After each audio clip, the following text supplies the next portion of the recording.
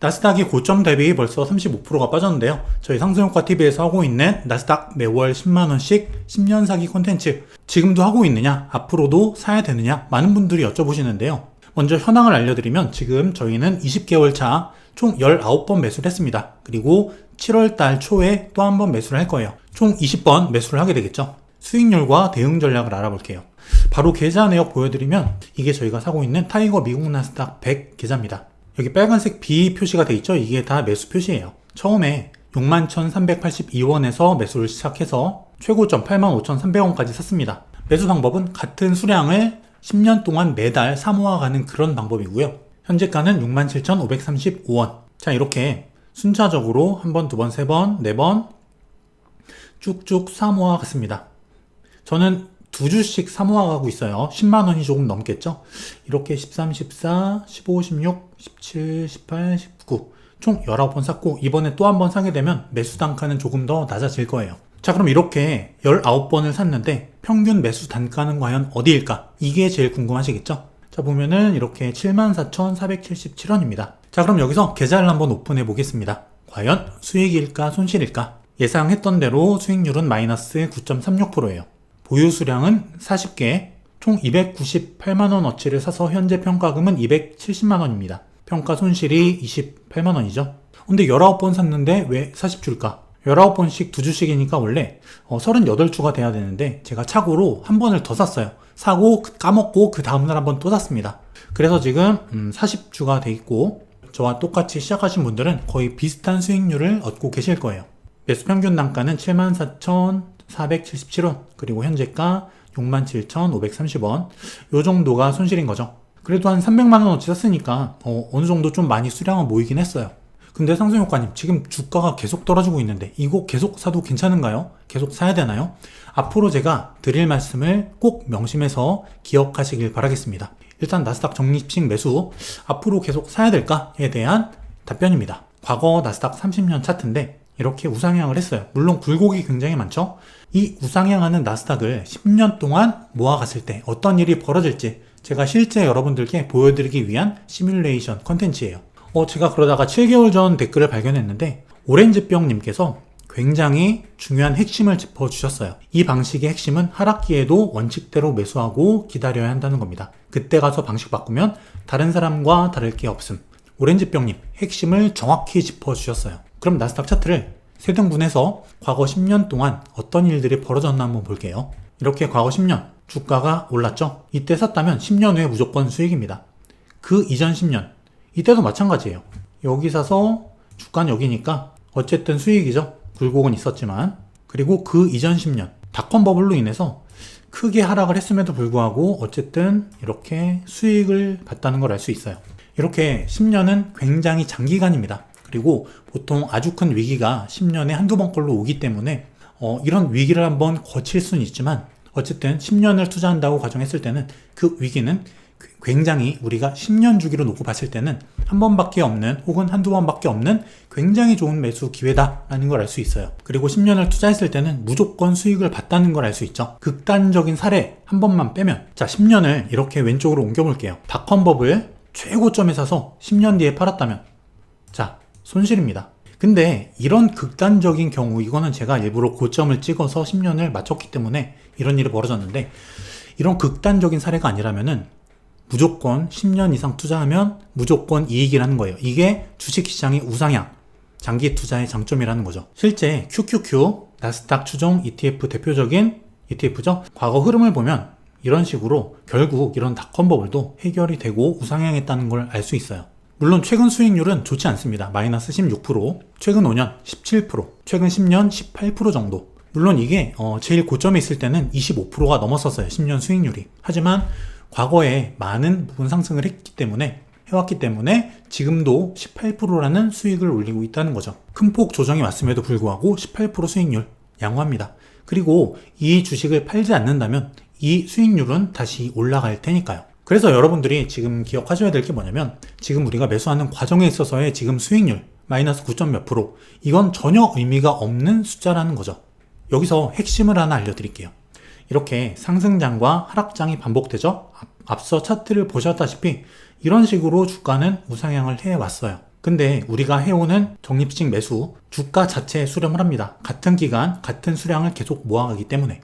근데 이렇게 상승장에, 우리는 상승장에 살 때 기분이 좋아요. 하지만 정작 이 상승장에 모아간다면은 매수 단가는 올라갑니다. 우리 계좌에는 좋지 않다는 거예요. 반대로 지금 같은 하락장에 모아가는 이 시점에는 매수 단가가 낮아진다는 걸 알 수 있죠. 다시 상승장, 매수 단가는 올라갑니다. 하락장이 다시 온다면 매수 단가는 낮아지겠죠. 다시 상승장, 매수 단가는 올라가요. 하지만 우리는 이걸 정확히 맞출 수 없기 때문에 상승장이든 하락장이든 상관없이 무조건 같은 수량을 사 모아가는 거죠. 실제 그러면 가장 매수 효율이 좋은 지점은 어딜까?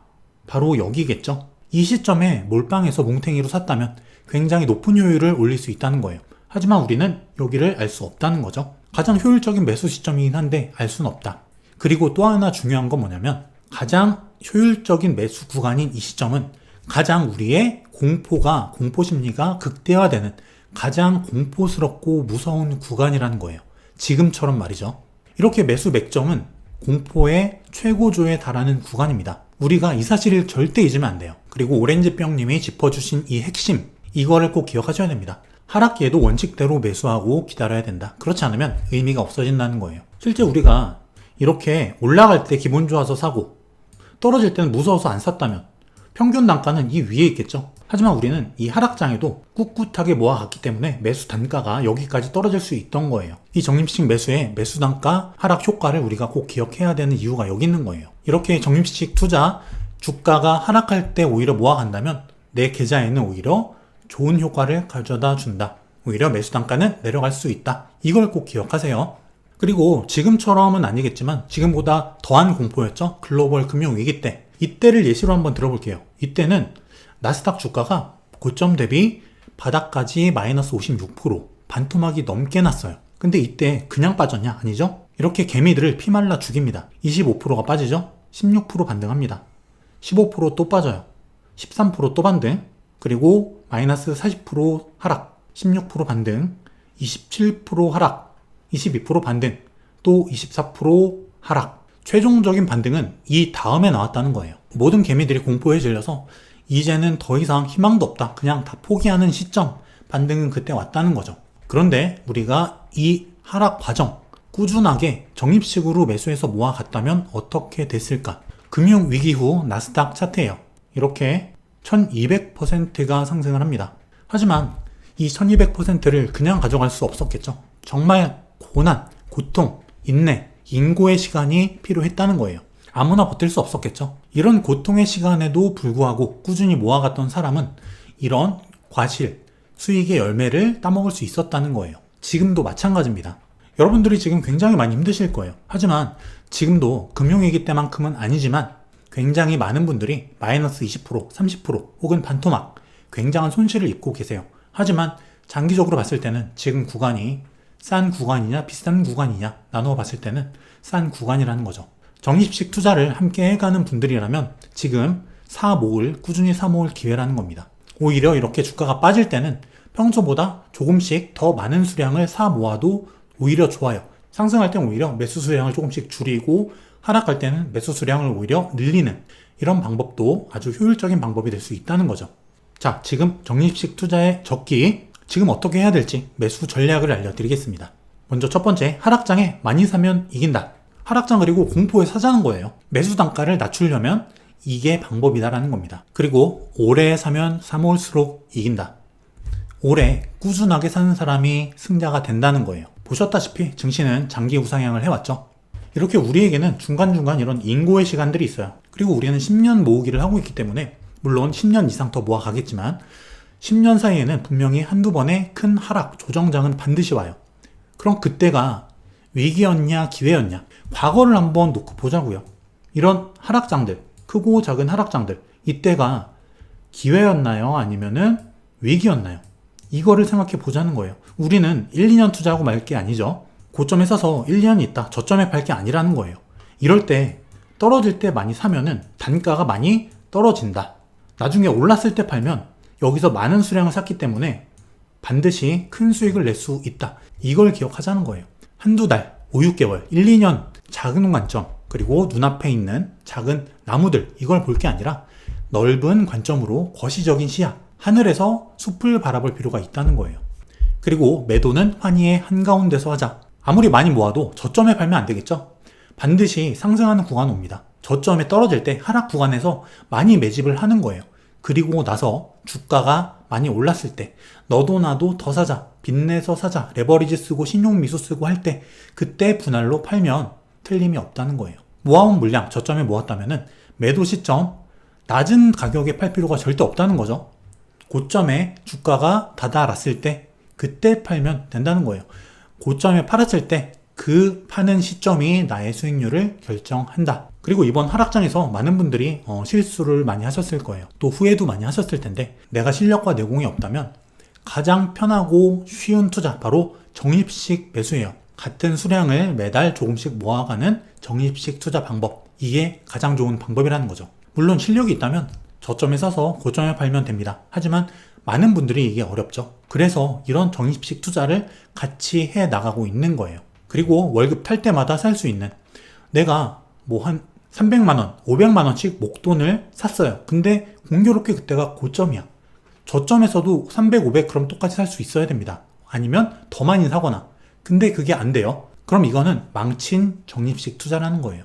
내가 고점에서도 500을 샀으면 저점에서도 500을 사야 된다는 거죠. 꾸준히 같은 수량, 같은 금액을 사모아갈 수 있는 금액을 책정해 두고 꾸준히 장기간 똑같은 간격을 두고 모아가야 된다는 거예요. 이게 핵심입니다. 그리고 무조건 장기 투자 가능한 돈으로 하자. 월급날 일정 부분을 떼서 사는 게 가장 좋겠죠. 저는 이 적립식 매수의 투자 효율성 그리고 효과를 보여드리기 위해서 10만원씩 2주씩 사고 있는 건데, 이거를 뭐 10주씩 사는 분도 계실 거고 5주 사는 분도 계실 거예요. 이거는 각자 상황에 따라 결정하시면 되고, 하나 중요한 거는 무조건 장기 투자를 해야 된다는 거. 1년 목표로 갔는데 지금처럼 하락장 맞아서 최저점에 빼야 된다, 이런 아쉬운 투자를 하면 안 되겠죠.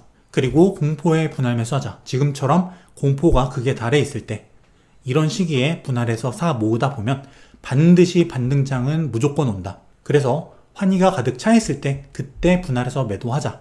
그러면 틀림없다. 이거는 주식의 원리이자 원칙이자 과거 경험이 말해주는 진리예요. 여러분들이 이걸 꼭 기억하시길 바라겠습니다. 그리고 지금 같은 시기 현금 채굴을 더 열심히 해야겠죠. 그리고 소비 통제도 더 하는 겁니다. 그래서 내가 고점에 2주씩 샀다면 지금 뭐 짜장면 한번 덜 먹고 배달 음식 한번 덜 먹고 옷 한 벌 덜 사서 그 돈으로 3주, 4주씩 더 모으는 거예요. 하락장에. 그럼 나중에 반드시 그 보답은 돌아옵니다. 지금 못 먹은 짜장면 한 그릇, 나중에 10그릇, 100그릇 될 수 있다는 거예요. 현금 채굴, 소비 통제를 통해서 투자로 바뀌는 경험을 직접 해 나가시길 바랄게요. 어려운 장이지만 이럴 때일수록 기회라는 관점으로 여러분들이 장기적인 마인드를 꼭 가지시길 바랄게요. 그럼 다음 시간에 더 좋은 콘텐츠 가지고 또 찾아오겠습니다. 감사합니다.